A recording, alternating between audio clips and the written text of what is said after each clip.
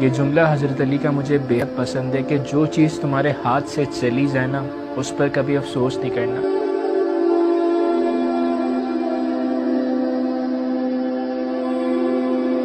آج کے دور میں اگر ہم لوگوں کی زندگیوں کو اٹھا کے دیکھیں تو لوگوں کے دل افسوس سے بھرے ہوئے ہیں۔ ہر کوئی کسی نہ کسی افسوس کے سہارے جی رہا ہے۔ کسی کی زندگی میں کچھ کھو گیا ہے تو کسی کی زندگی میں کوئی جدائی آ گئی ہے۔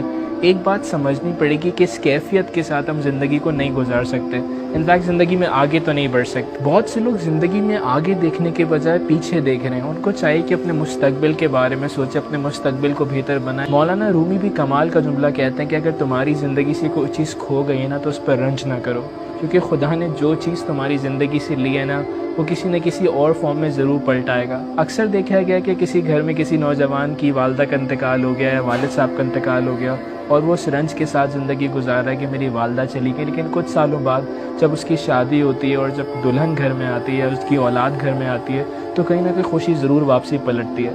میں سمجھتا ہوں کہ خدا کے نظام میں عدل ہے۔ اگر خدا آپ سے کچھ لے رہا ہے وہ ضرور کسی نہ کسی فارم میں ضرور آپ کو پلٹائے گا، لیکن بہت سے لوگ اپنی زندگی میں رنج اور غم کے سہارے جی رہے ہیں۔ حضرت علی بھی ایک اور مقام پر کہتے ہیں کہ مصیبت میں پریشانی ایک اور مصیبت ہے۔ اگر تم کسی پریشانی میں اور کسی مصیبت سے نکلنا چاہتے ہو تو تحمل کے ساتھ اس مرحلے کے بارے میں سوچو کہ میں اس پریشانی سے کیسے نکلوں، اس مصیبت سے کیسے باہر آؤں، لیکن اکثر اس پریشانی کے اندر اور پریشان ہونے لگتے ہیں، بلکہ اپنے تحمل کو کھو بیٹھتے ہیں، اپنے اندر صبر اور استقامت کو کھو بیٹھتے ہیں، جس کی وجہ سے اس مسئلے کو حل نہیں کر پا رہے ہوتے، بلکہ وہ مسئلہ بڑھتا چلا جا رہا ہوتا ہے۔ اگر میں 3 جملوں میں زندگی کو سم اپ کروں تو مجھے 3 جملے بےحد پسند ہیں۔ کیپ یور سیلف لائٹ، اپنے آپ کو ہمیشہ ہلکا رکھو، اپنی زندگی میں بوجھ نہ محسوس کرو۔ اگر کوئی چیز چلی گئی ہے، کسی سے تعلقات خراب ہو گئے تو کوشش کرو کہ وہ تعلقات بہتر ہو جائیں۔